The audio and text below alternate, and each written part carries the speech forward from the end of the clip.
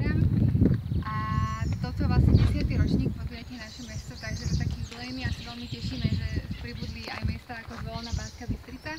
Spolu sa zapája 28 miest v tomto ročníku a patríte do skupiny 9500 dobrovoľníkov, ktorí ako vy opustili svoje nie zamestnania, ale ako na ten deň a rozhodli sa, že pomôžu tam, kde treba, či v školách, škôlkach alebo domovoch dôchodcov a podobne. Takže sa veľmi tešíme a ja vám prajem, aby ste mali krásny deň plný zážitkov a taký ten pocit dobre vykonanej práce a zmysluplnej. Takže ďakujeme.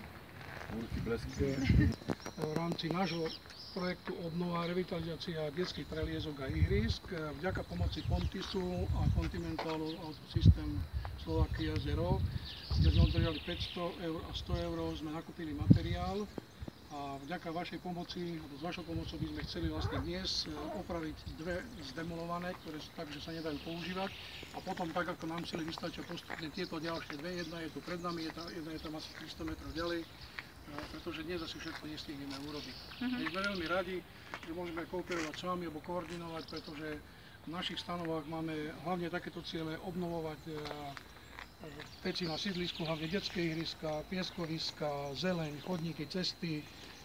Čiže toto sme privítali ako jednu takú možnosť, pretože nás je len 9 v občianskom združení, bohužiaľ nám 3 dneska vypadli, ale dúfam, že to spoločne všetci zvládneme. Takže ja som rád a ďakujem, že ste sa k nám pridali. Dobre, takže my sa tešíme, aby sme teda nerozprávali, len nefotili sa, tak môžeme sa presunúť. A ešte poviem takú malú informáciu ohľadom nášho kameramana Lukáša. On vlastne bude vás kamerovať počas tohto dňa, aj sa bude niektorým možno niečo pýtať, ako sa vám páči a pozdáva naše mesto a dobrovoľnícka práca. A tieto záznamy budú vlastne zverejnené len ohľadom nášho mesta a prezentácie dobrovoľníctva ako takého.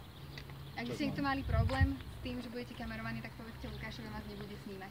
V konečnom dôsledku to bude len krátke video, tak do minúty a pol a vlastne už boli robené myslím, že 3 videá, čiže to bude štvrté, ktoré poukáže na to, že čo všetko dobrovoľníci robia na Slovensku v rámci týchto aktivít. Takže bude iba na YouTube, nepôjde do toho. Občas bude krátke, musím sa prepudrovať. No jasné. Dobre, takže teraz sa môžeme presunúť na miesto činu.